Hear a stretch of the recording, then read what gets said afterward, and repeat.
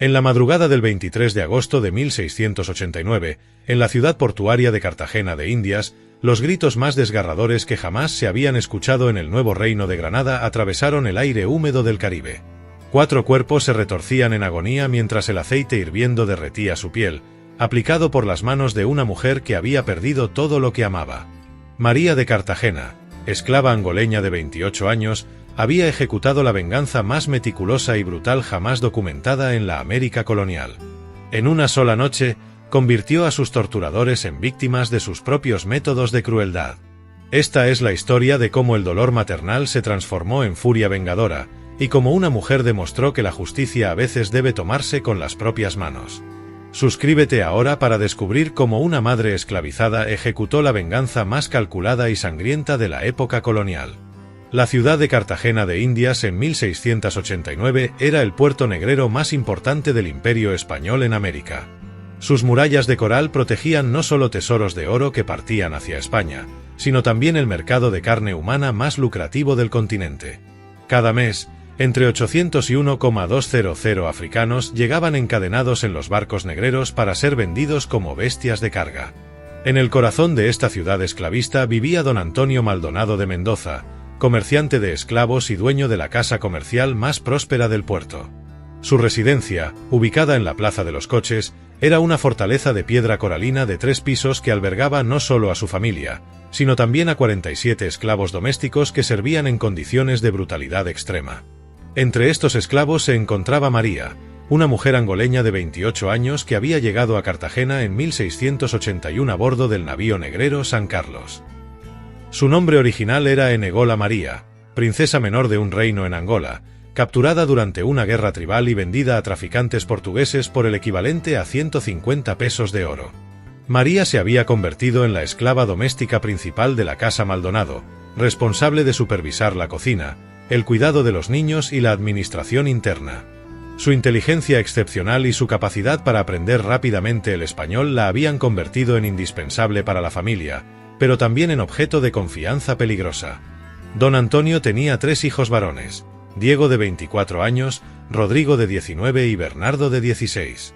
Los 3 habían heredado no solo la riqueza paterna, sino también su desprecio absoluto hacia los africanos. Para ellos, los esclavos eran mercancía parlante, objetos de diversión y desahogo de sus instintos más bajos. Diego, el hijo mayor, era quien más abusaba de su posición. Había convertido la violación de esclavas en un pasatiempo regular, considerándolo un derecho natural de su posición social. Su crueldad no tenía límites. Golpeaba a los esclavos con bastones de hierro, los marcaba con hierros candentes por diversión y organizaba competencias donde apostaba con sus hermanos sobre cuántos latigazos podía resistir cada víctima. Rodrigo había desarrollado una obsesión particular con la tortura psicológica. Separaba a las madres de sus hijos pequeños, vendiendo a los niños a otras familias solo para observar el sufrimiento maternal. Las negras deben aprender que no tienen derecho a amar, solía decir mientras observaba las lágrimas de las madres desesperadas. Bernardo, el menor, compensaba su juventud con una crueldad que superaba a la de sus hermanos mayores.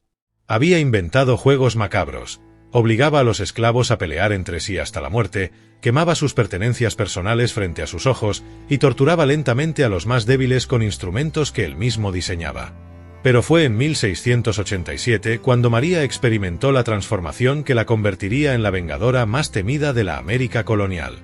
Ese año había dado a luz a 2 hijos gemelos, Kwame y Kofi, fruto de una violación de Diego Maldonado. A pesar del horror de su concepción, María amó a esos niños con una intensidad que trascendía el dolor de su origen. Los gemelos se convirtieron en la única luz en el infierno de la casa Maldonado.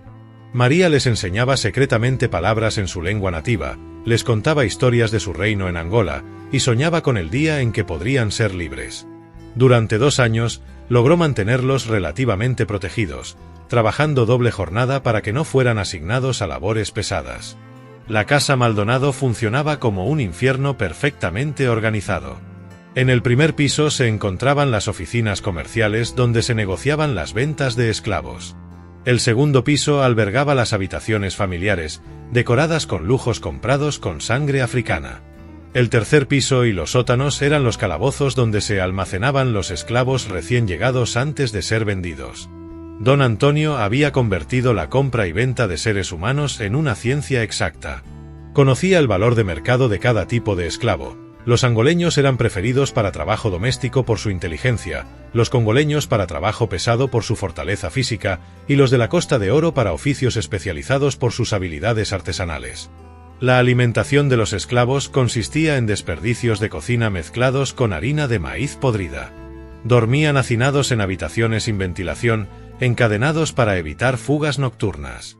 Las enfermedades se extendían rápidamente.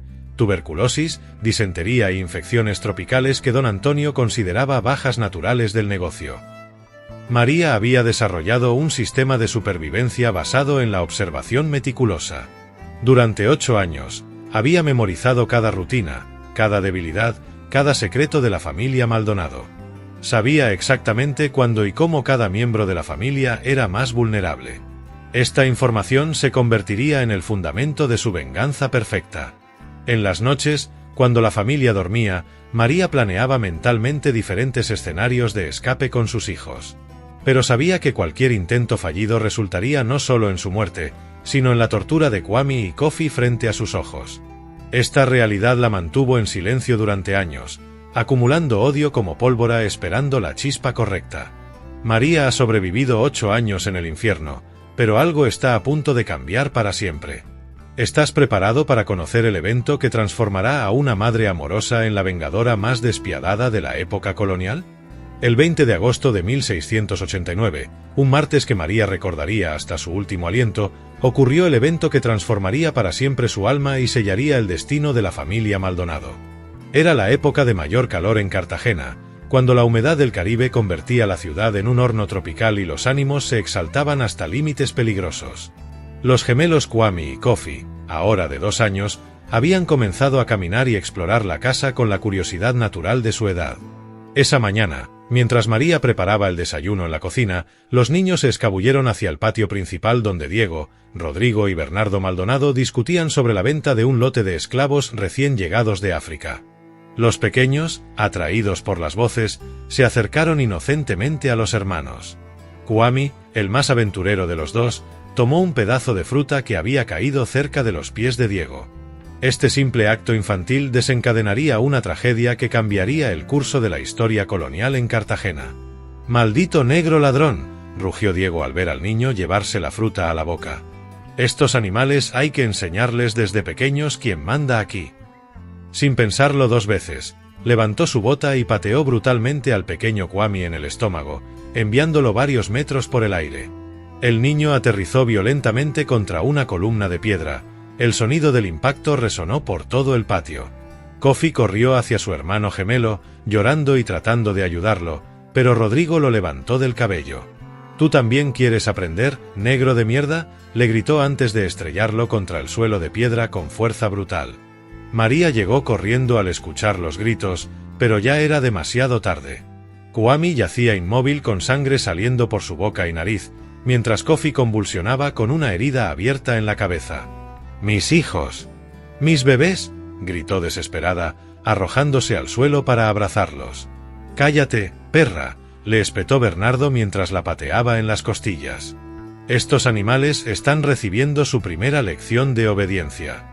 Deberías agradecernos por educar a tu cría correctamente». Don Antonio apareció atraído por el alboroto. Al ver la escena, no mostró compasión alguna hacia los niños agonizantes, sino irritación por la interrupción de sus negocios. «¿Qué significa este escándalo? Tengo compradores esperando y ustedes armando circo por 2 negros». «Los cachorros estaban robando comida, padre», explicó Diego limpiándose las manos como si hubiera tocado algo sucio. «Les estaba enseñando que el robo se paga caro, aunque sean crías». Don Antonio observó a los niños moribundos sin la menor emoción. «Bien hecho. Hay que educarlos desde pequeños o crecen creyendo que tienen derechos». Luego se dirigió a María con frialdad absoluta. «Limpia este desorden y vuelve a tu trabajo. Si estos 2 no sirven ya para nada, los venderé para alimentar cerdos». Las siguientes 3 horas fueron las más largas en la vida de María. Cargó a sus hijos moribundos hasta el cuarto de esclavos, donde intentó desesperadamente salvar sus vidas con remedios caseros que había aprendido de su abuela en Angola. Pero las heridas internas eran demasiado severas para su conocimiento médico limitado. Kwame murió primero, a las 2:30 de la tarde, con apenas 2 años de vida. Sus últimas palabras fueron "mama" en un susurro que se llevó el alma de María. Kofi resistió hasta las 4:45, aferrado a la mano de su madre, antes de exhalar su último aliento con los ojos fijos en ella. En ese momento, algo se quebró irremediablemente en el corazón de María. El dolor maternal se transformó en una furia que trascendía lo humano. Las lágrimas se secaron en sus ojos y fueron reemplazadas por una frialdad que helaba la sangre. La mujer que había sido Enegola María, princesa de Angola, había despertado con sed de venganza. Esa noche, María cargó los pequeños cuerpos de sus hijos hasta el patio trasero, donde cavó sus tumbas con sus propias manos ensangrentadas. Mientras enterraba a Kwame y Kofi bajo la luz de la luna, hizo un juramento en su lengua materna que resonaría en su alma para siempre. Por la sangre de mis hijos, por el dolor de mi vientre, juro que cada gota de sangre de mis bebés será pagada con ríos de sangre de sus asesinos. Durante los siguientes 3 días, María continuó trabajando en la casa como si nada hubiera pasado. Pero los otros esclavos notaron el cambio. Sus ojos se habían vuelto de hielo, sus movimientos calculados, su silencio absoluto. Había comenzado a observar a la familia Maldonado con la precisión de un depredador estudiando a su presa. La transformación era completa. La madre amorosa había muerto junto con sus hijos. Lo que quedaba era una vengadora que conocía cada secreto, cada rutina, cada debilidad de aquellos que le habían arrebatado todo lo que amaba en el mundo.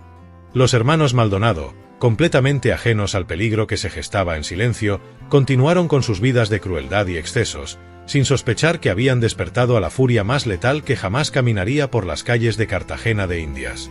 El dolor se ha convertido en arma mortal. María ha comenzado a planear una venganza que será recordada durante siglos. ¿Estás preparado para conocer cómo una madre destrozada se convirtió en la estratega más peligrosa de la América colonial?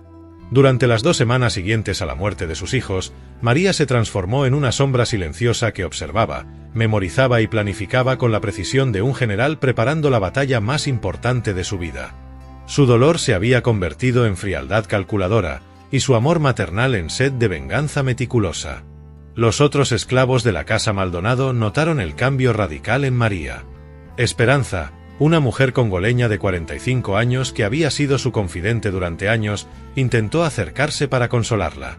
«Hermana, sé que el dolor te está matando por dentro, pero debes seguir viviendo», le susurró durante una madrugada mientras trabajaban en la cocina. María la miró con ojos que ya no reflejaban vida humana. «Esperanza», le respondió con voz que helaba el alma, «yo ya morí hace 2 semanas. Lo que ves aquí es solo el instrumento de la justicia que mis hijos merecen. No trates de detenerme, porque ya no hay vuelta atrás». Durante los siguientes días, María desarrolló un plan de venganza que superaba en complejidad y crueldad cualquier cosa documentada en los archivos coloniales.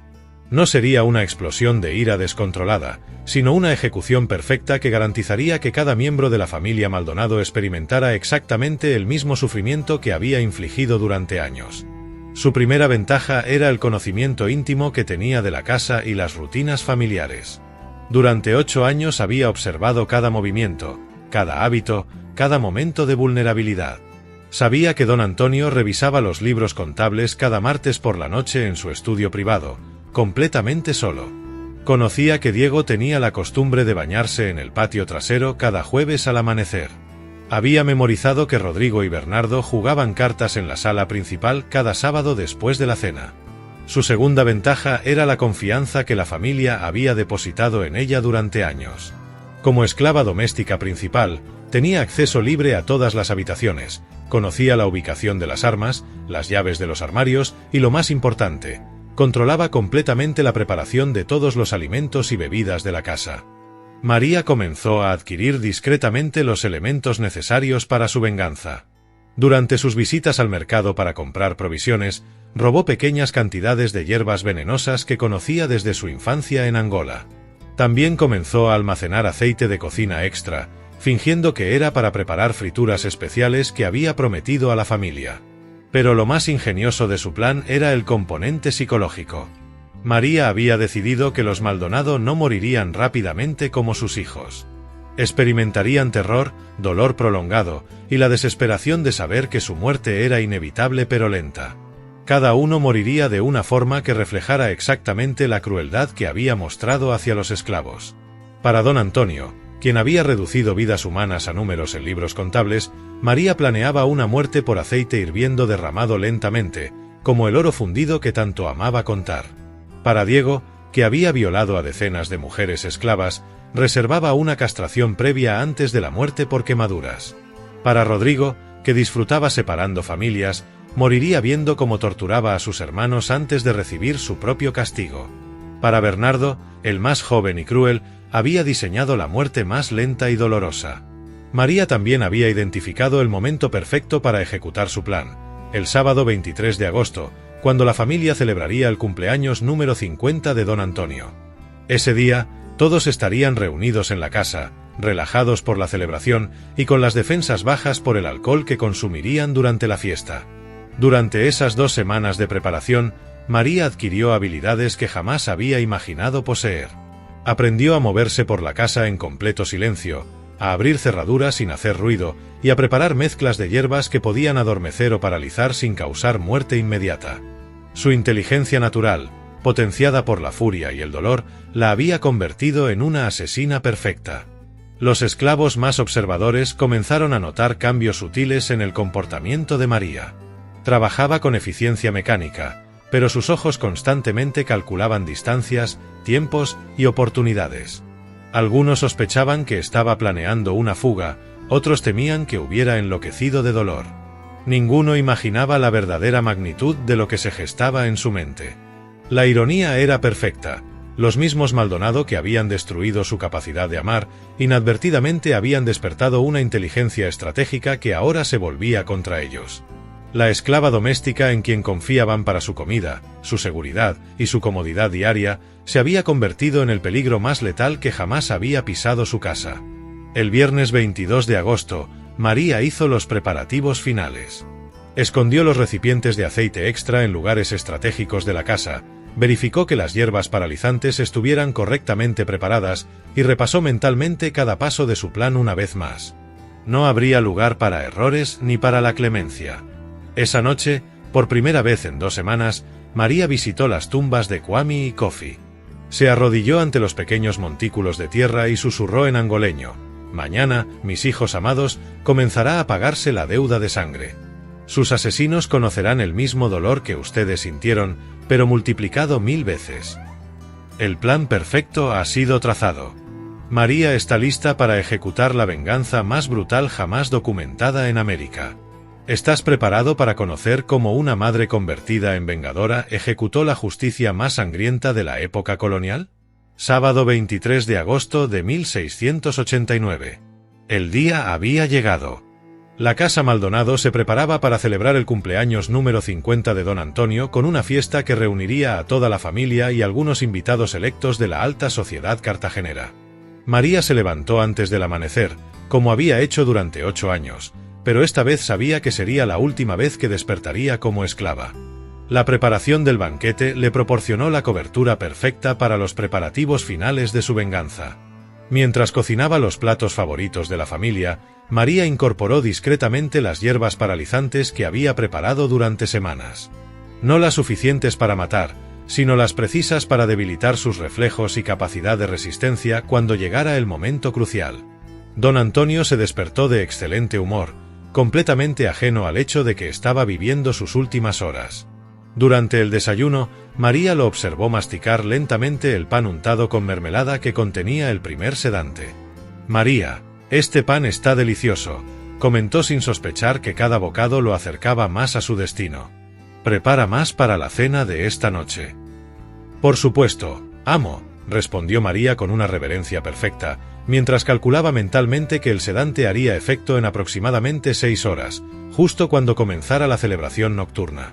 Durante el día, llegaron los otros invitados: 3 comerciantes de esclavos socios de don Antonio, sus esposas y algunos funcionarios coloniales. María sirvió aperitivos que también contenían dosis cuidadosamente calculadas de sus mezclas paralizantes.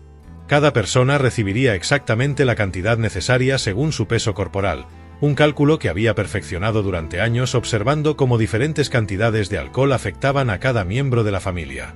Los hermanos Maldonado llegaron al atardecer, exhibiendo la arrogancia que María había aprendido a odiar con cada fibra de su ser. Diego venía directamente de violar a una esclava recién comprada en los mercados del puerto. Rodrigo traía consigo documentos de venta que separaban a 3 familias africanas, riéndose de las lágrimas de las madres que perdían a sus hijos. Bernardo había pasado la tarde torturando a un esclavo anciano que había osado pedir agua extra durante la jornada laboral. María, sirve el vino especial para celebrar, ordenó don Antonio cuando todos los invitados estuvieron sentados alrededor de la gran mesa del comedor principal. Hoy cumplimos 50 años de éxito en el negocio más próspero de las Indias. María sirvió personalmente cada copa de vino, asegurándose de que los miembros de la familia Maldonado recibieran las porciones más generosas del brebaje adulterado. Mientras llenaba la copa de Diego, sus ojos se encontraron por un instante. Él, completamente borracho ya por el alcohol previo, le guiñó el ojo de manera lasciva.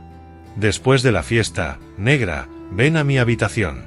Hoy celebramos en grande. Será un honor, amo Diego, respondió María con una sonrisa que no llegaba a sus ojos. Interiormente, saboreaba la ironía. Sería ella quien visitaría su habitación, pero no para lo que él imaginaba. La cena transcurrió entre risas, brindis y conversaciones sobre los precios del ganado negro en los mercados caribeños. Los invitados elogiaron los platos preparados por María, sin sospechar que cada bocado sellaba su destino. Don Antonio propuso un brindis por 50 años más de prosperidad construida sobre el trabajo de estos animales africanos. A las 10:30 de la noche, los efectos de las hierbas comenzaron a manifestarse sutilmente. Los invitados se sintieron más relajados de lo normal, atribuyendo la sensación al excelente vino.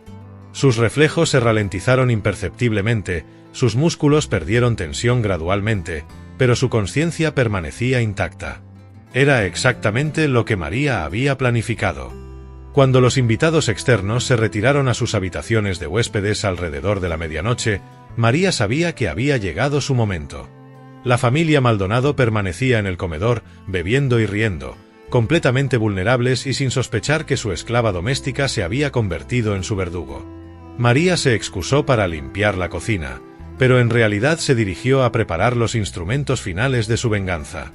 En la cocina había preparado 4 grandes recipientes de aceite de cocina que habían estado calentándose lentamente durante horas hasta alcanzar temperaturas que podían derretir carne humana en segundos.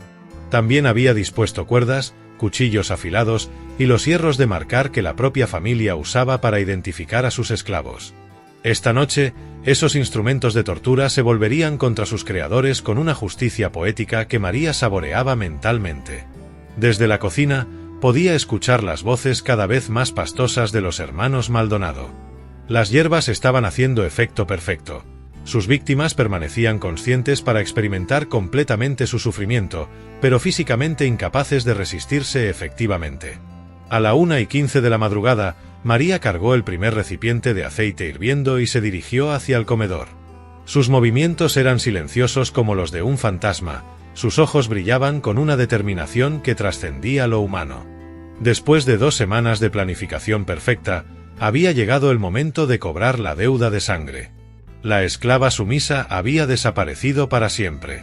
Lo que caminaba por los pasillos de la casa Maldonado era la encarnación de la venganza maternal más pura y letal que jamás había pisado territorio americano. La venganza está a punto de comenzar. María ha preparado todo a la perfección. ¿Tienes el valor de conocer cómo ejecutó la justicia más brutal jamás documentada en la época colonial? 1:20 de la madrugada del 24 de agosto de 1689. María entró al comedor cargando el primer recipiente de aceite hirviendo, moviéndose con la silenciosa precisión de la muerte personificada. Los 4 miembros de la familia Maldonado permanecían sentados alrededor de la mesa, sus movimientos torpes por efecto de las hierbas paralizantes, pero completamente conscientes de lo que estaba por suceder. «María, ¿qué haces despierta a esta hora?», preguntó don Antonio con voz pastosa, tratando de enfocar la vista hacia la figura que se acercaba con pasos calculados. ¿Y qué llevas en ese recipiente? María no respondió inmediatamente.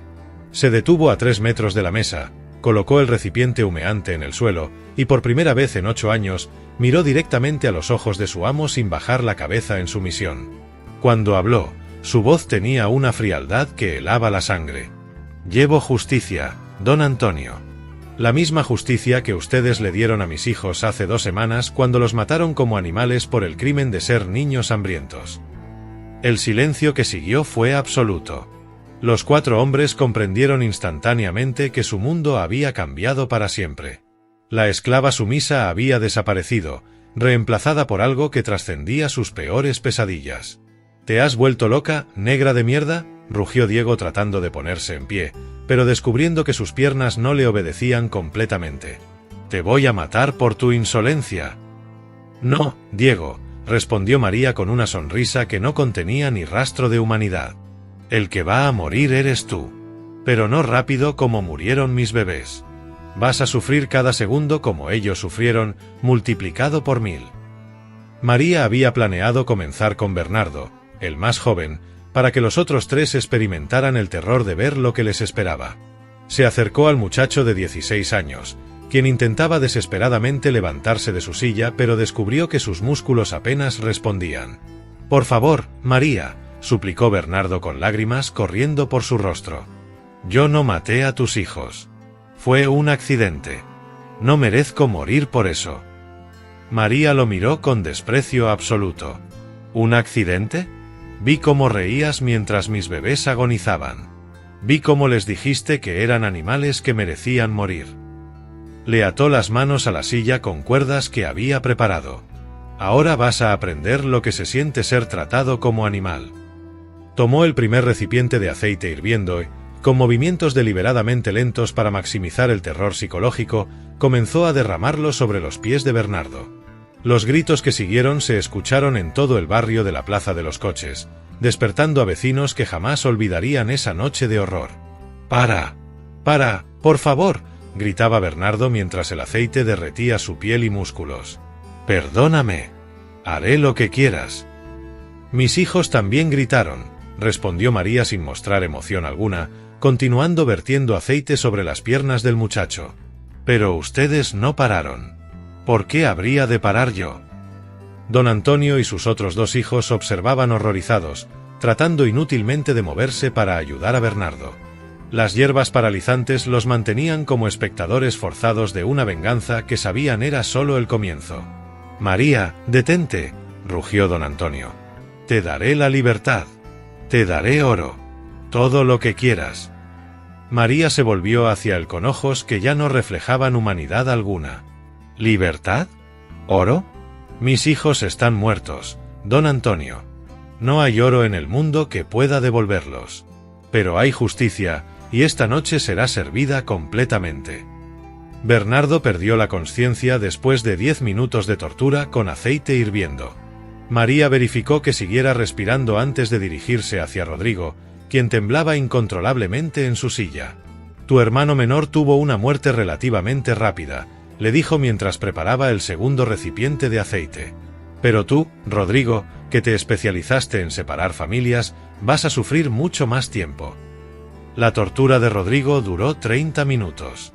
María aplicaba el aceite en pequeñas cantidades, alternando con periodos de descanso para que el dolor se intensificara. Entre gritos de agonía, Rodrigo suplicaba clemencia, prometía liberar a todos los esclavos, juraba cambiar su vida. Pero María permanecía impasible, recordando cada familia que él había destruido con sus ventas. «Cada gota de aceite representa una lágrima de las madres a quienes separaste de sus hijos», le explicaba mientras trabajaba meticulosamente. «Y como hay muchas lágrimas que cobrar, esto tomará tiempo». Don Antonio y Diego observaban petrificados como su hermano y hijo era lentamente ejecutado frente a sus ojos. La realidad de su situación era absolutamente clara. Estaban completamente indefensos ante una venganza que habían ganado con años de crueldad extrema. Cuando Rodrigo finalmente perdió la conciencia, María se dirigió hacia Diego. Este era el momento que más había anticipado durante 2 semanas de planificación. El hombre que había violado a su madre y después asesinado a los hijos resultantes recibiría la muerte más elaborada y dolorosa. Diego, mi querido violador, le dijo con voz suave que contrastaba siniestramente con sus acciones. Tú fuiste quien comenzó todo esto cuando me violaste hace 3 años. Y fuiste tú quien terminó todo cuando mataste a mis bebés. Por eso, tu muerte será la más educativa. Los gritos de Diego resonaron por toda Cartagena durante más de 1 hora, mezclándose con los lamentos de sus hermanos moribundos y creando una sinfonía de horror que marcó para siempre la memoria colectiva de la ciudad. 3 de los 4 Maldonado han recibido su castigo. Pero don Antonio, el patriarca responsable de todo el sistema de crueldad, aún espera su turno. ¿Estás preparado para conocer cómo María reservó la muerte más terrible para el último? Cuando los gritos de Diego finalmente cesaron, quedando solo como un gemido agonizante que se desvanecía en la madrugada cartagenera, María se volvió hacia don Antonio Maldonado de Mendoza. El patriarca de 50 años, quien durante décadas había construido su fortuna sobre el sufrimiento de miles de africanos, ahora enfrentaba el juicio final de sus crímenes. Don Antonio había presenciado durante 4 horas la tortura sistemática de sus 3 hijos. Las hierbas paralizantes le habían impedido moverse, pero su mente permanecía completamente lúcida para experimentar cada segundo del horror. Lágrimas silenciosas corrían por su rostro mientras observaba a la mujer que había considerado una simple propiedad convertirse en la encarnación de la justicia divina. María, susurró con voz quebrada, ya has tenido tu venganza. Mis hijos están muertos o agonizando. ¿No es suficiente dolor para satisfacer tu sed de sangre? María se acercó lentamente, cargando el recipiente más grande de aceite hirviendo que había preparado especialmente para él. Sus movimientos eran calculados, ceremoniales, como si estuviera ejecutando un ritual sagrado que había esperado durante años. ¿Suficiente?, repitió con una sonrisa que helaba el alma. Don Antonio, usted ha comprado, vendido, torturado y asesinado a más de 1000 africanos durante su carrera. Ha separado familias, violado mujeres, marcado niños con hierro candente y convertido el sufrimiento humano en su negocio más próspero. ¿Realmente cree que la muerte de 3 personas puede pagar una deuda tan inmensa? Se detuvo frente a él, sosteniendo el recipiente humeante a la altura de sus ojos. Pero tiene razón en algo. Esto no es solo venganza personal por mis hijos. Esto es justicia cósmica por cada alma africana que usted ha destruido durante 30 años de comercio negrero. María comenzó el interrogatorio más siniestro jamás documentado en los archivos coloniales. Durante los siguientes 30 minutos, obligó a don Antonio a confesar públicamente cada uno de sus crímenes mientras aplicaba aceite hirviendo gota a gota sobre diferentes partes de su cuerpo. Confiese, le ordenó derramando aceite sobre su mano derecha. ¿Cuántas mujeres africanas violó usted personalmente antes de venderlas? No lo sé. Quizás 50. 60, gritó mientras su carne se derretía. Eran solo mercancía. No significaban nada. Cada una tenía nombre, familia, sueños, respondió María aplicando más aceite. Como yo. Como mis hijos que usted permitió matar. Continuó con la siguiente pregunta: ¿cuántos niños separó de sus madres para venderlos individualmente? Cientos. Miles. Era negocio, suplicó don Antonio. Los niños valían más por separado. Era lógica comercial. Era crueldad sistematizada, corrigió María, derramando aceite sobre su brazo izquierdo. Cada niño que usted vendió gritaba por su madre como mis bebés gritaron cuando sus hijos los mataron. El proceso continuó durante 1 hora. María extrajo confesiones detalladas sobre asesinatos de esclavos rebeldes, torturas públicas para dar ejemplo, y la red de corrupción que don Antonio había construido con funcionarios coloniales para mantener su negocio funcionando sin supervisión legal. Pero la revelación más impactante llegó cuando María preguntó sobre los libros contables que había visto durante años en el estudio. ¿Qué significan esas anotaciones sobre pérdidas por deterioro natural?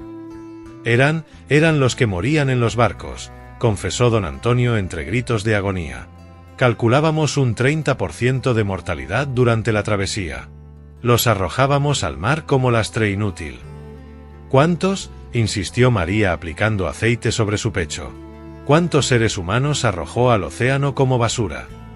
En 30 años, quizás 3000. 4000. rugió. Pero era normal. Todos los negreros lo hacían.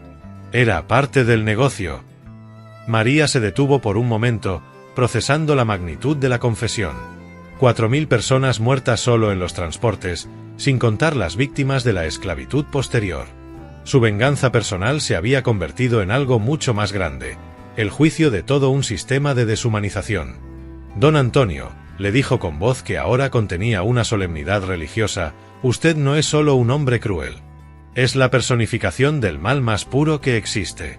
Por eso, su muerte no será solo castigo, sino exorcismo. Lo que siguió superó en horror todo lo anterior. María había reservado para don Antonio una tortura que combinaba aceite hirviendo con los mismos hierros de marcar que él había usado durante décadas para identificar a sus esclavos. Pero ahora, los símbolos que grabó en su carne no eran letras de propiedad, sino palabras en angoleño que significaban asesino, ladrón de niños y demonio. La agonía de don Antonio duró hasta el amanecer. Sus gritos despertaron a toda la vecindad, pero ningún vecino se atrevió a intervenir. Algunos pensaron que era una fiesta que se había descontrolado. Otros sospecharon la verdad, pero prefirieron no involucrarse en asuntos de esclavos rebeldes. Cuando el sol comenzó a iluminar las calles de Cartagena, don Antonio Maldonado exhaló su último aliento. Sus ojos, antes llenos de arrogancia, ahora reflejaban el terror absoluto de quien había visto el rostro real de la justicia divina. María observó los 4 cuerpos durante varios minutos, sintiendo por primera vez en semanas algo parecido a la paz. La deuda de sangre de sus hijos había sido pagada, pero más importante aún, había enviado un mensaje que resonaría por toda la América colonial. Los esclavos ya no eran víctimas pasivas, sino seres humanos capaces de cobrar justicia por sus propias manos. La venganza ha sido completada, pero la historia de María apenas comienza. ¿Cómo escapará de Cartagena después de ejecutar la venganza más brutal de la época colonial? El siguiente capítulo revelará su destino final. Con las primeras luces del amanecer iluminando los 4 cuerpos torturados en el comedor de la casa Maldonado, María sabía que tenía pocas horas antes de que las autoridades coloniales descubrieran la masacre y lanzaran una cacería humana sin precedentes en la historia de Cartagena de Indias. Pero María no había planificado solo la venganza perfecta, también había diseñado la escapatoria más audaz jamás ejecutada por un esclavo rebelde en territorio americano. Durante 2 semanas, mientras preparaba la muerte de los Maldonado, simultáneamente había construido una red de apoyo que la llevaría desde las calles de Cartagena hasta la libertad absoluta. Su primer movimiento fue despertar silenciosamente a los otros esclavos de la casa. Esperanza, la mujer congoleña que había sido su confidente, fue la primera en ver la escena del comedor. Su reacción no fue de horror, sino de profunda satisfacción y respeto hacia María. «Hermana», le susurró mientras observaba los cuerpos, «has hecho lo que todos hemos soñado durante años pero nunca tuvimos el valor de intentar. Ahora eres libre, pero también eres la mujer más buscada del Imperio Español. ¿Cómo planeas escapar?» María sonrió por primera vez en semanas, una sonrisa que ya no contenía dolor sino determinación pura. «Esperanza, durante 8 años escuché todas las conversaciones de negocios de don Antonio. Conozco las rutas de los barcos negreros, los contactos en otros puertos y los funcionarios corruptos que facilitaban el tráfico. Esa información ahora es mi boleto a la libertad». Había identificado 3 opciones de escape. La primera era marítima, un barco pirata francés comandado por Jean-Baptiste Ducasse, quien había hecho negocios ilegales con don Antonio y conocía perfectamente la corrupción del puerto cartagenero.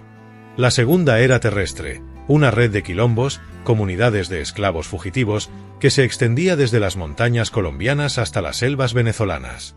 La tercera, la más audaz, era infiltrarse en un barco negrero que partiera hacia África, completando el círculo de su vida. María eligió la primera opción. Durante sus años como esclava doméstica, había memorizado los códigos secretos que don Antonio usaba para comunicarse con piratas y contrabandistas.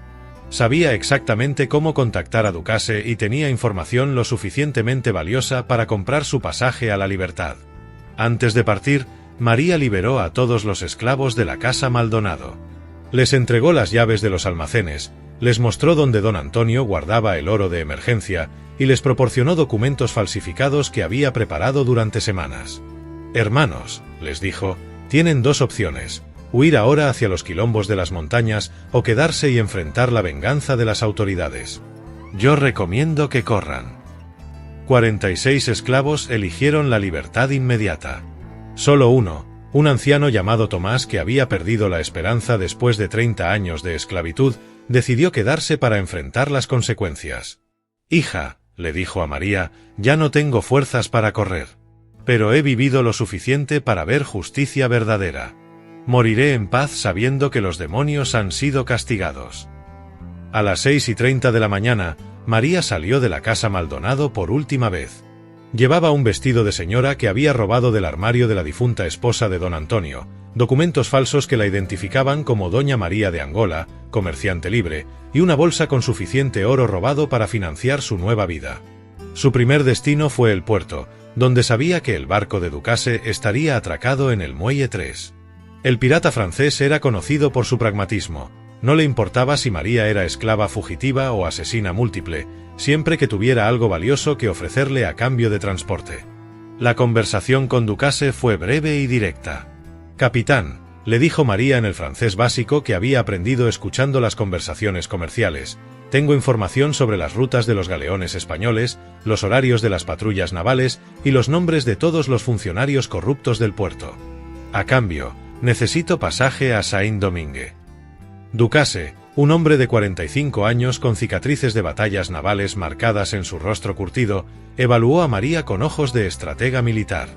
«Mujer, acabas de salir de una casa donde murieron 4 personas esta madrugada. Los soldados españoles ya están buscándote. ¿Por qué debería arriesgar mi barco por ti?» «Porque», respondió María con la frialdad que había desarrollado durante semanas, «esa información que poseo vale más que todos los barcos que usted ha saqueado en su carrera. Y porque soy la única persona viva que conoce todos los secretos del comercio negrero en este puerto». La negociación duró 30 minutos. Al final, Ducasse aceptó el trato, impresionado no solo por la información que María poseía, sino por la inteligencia estratégica que demostraba. «Señora», le dijo mientras ordenaba preparar el barco para partir inmediatamente, «usted no es una esclava común. Es una general de guerra que acaba de ganar su primera batalla». A las 8:45 de la mañana, cuando las autoridades coloniales finalmente descubrieron la masacre en la Casa Maldonado, el barco de Ducasse ya había zarpado hacia aguas internacionales llevando a María hacia su nueva vida como mujer libre. El último recuerdo que María tuvo de Cartagena fueron las torres de las murallas desapareciendo en el horizonte. No sintió nostalgia ni tristeza, solo la satisfacción profunda de haber cobrado la deuda de sangre más importante de su vida. En cubierta del barco pirata, mientras el viento caribeño movía su cabello libre por primera vez en años, María susurró una oración en angoleño dirigida a las almas de Kwame y Kofi. «Hijos míos, la venganza ha sido completada. Sus muertes han sido pagadas con sangre de demonios. Ahora Mama será libre para honrar su memoria construyendo una nueva vida». María ha escapado de Cartagena, pero su historia está lejos de terminar. ¿Qué le esperará en su nueva vida como mujer libre? El capítulo final revelará el destino legendario de la vengadora más famosa de América. El barco de Jean-Baptiste Ducasse llegó a Saint-Domingue, actual Haití, el 2 de septiembre de 1689, 10 días después de la masacre de Cartagena. María descendió en el puerto de Port-de-Paix no como una esclava fugitiva, sino como una mujer libre con documentos falsos perfectos, suficiente oro para comenzar una nueva vida, y una reputación que la precedía como la vengadora más temida del Caribe. Saint-Domingue en 1689 era un territorio único en América, una colonia francesa donde la línea entre esclavitud y libertad era más difusa que en el resto del Caribe.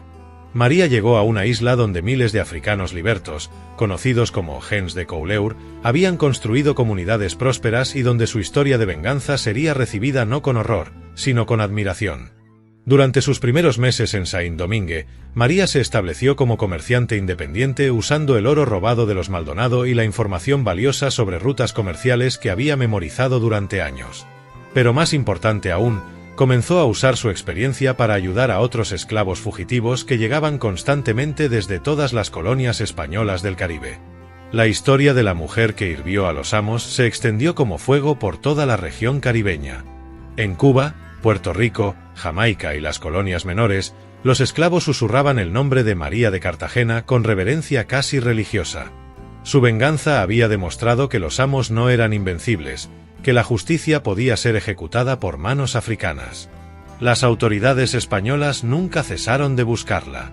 Durante 5 años, ofrecieron recompensas que llegaron hasta 2,000 pesos de oro por su captura, una suma equivalente al precio de 50 esclavos. Pero María había desaparecido tan efectivamente como si la tierra se la hubiera tragado.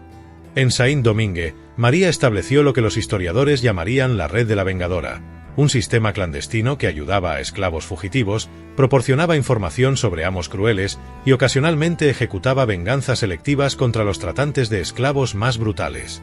Su método se había convertido en inspiración para una generación completa de rebeldes. María vivió 23 años más como mujer libre. Nunca se casó nuevamente ni tuvo más hijos, considerando que su corazón maternal había muerto con Kwame y Kofi. En cambio, adoptó informalmente a docenas de niños esclavos huérfanos, convirtiéndose en la madre de una comunidad entera de africanos libres. En 1712, a los 51 años, María murió pacíficamente en su casa de Port-de-Paix, rodeada por los cientos de personas cuyas vidas había salvado durante sus años de libertad. Sus últimas palabras, según testigos presentes, fueron: Kwame, Kofi, Mama llega. La deuda está saldada. La historia de María de Cartagena trascendió su época y se convirtió en leyenda fundacional de la resistencia esclava en América. Su venganza inspiró directamente los grandes levantamientos que siguieron: la Revolución Haitiana de 1791, las rebeliones de Nat Turner en Estados Unidos y los quilombos brasileños que resistieron durante siglos. Los métodos que María desarrolló, la infiltración doméstica, el uso de conocimiento íntimo del enemigo y la ejecución de justicia poética, se convirtieron en el manual no escrito de la resistencia esclava en todo el continente americano. En Cartagena, la Casa Maldonado fue demolida por orden del virrey, quien consideró que se había convertido en lugar maldito que inspiraba rebelión. Pero las ruinas se convirtieron en sitio de peregrinación secreta para esclavos que buscaban inspiración para sus propias luchas por la libertad. Más de 330 años después, la historia de María de Cartagena nos confronta con verdades incómodas sobre la justicia, la venganza y los límites de la resistencia humana. Una madre a quien le arrebataron todo lo que amaba decidió que no esperaría la justicia divina o legal, sino que la tomaría con sus propias manos. Su legado no es solo el de una vengadora, sino el de una mujer que demostró que ningún sistema de opresión es invencible cuando quienes sufren bajo él deciden que ya no tolerarán más humillación. María no solo mató a 4 hombres, mató la idea de que los esclavos eran víctimas pasivas incapaces de defenderse. La historia de María de Cartagena vive en cada madre que protege a sus hijos, en cada persona que se niega a aceptar la injusticia y en cada ser humano que comprende que la dignidad no se mendiga, se toma. Si esta historia de resistencia y justicia maternal te ha impactado, compártela para honrar la memoria de María y los millones de africanos que lucharon por su libertad en América. Suscríbete para más historias que revelan las verdades ocultas de nuestra historia colonial. ¿Conoces otras historias de venganza histórica que merecen ser contadas? Déjanos tus comentarios y forma parte de esta comunidad que rescata las voces silenciadas del pasado.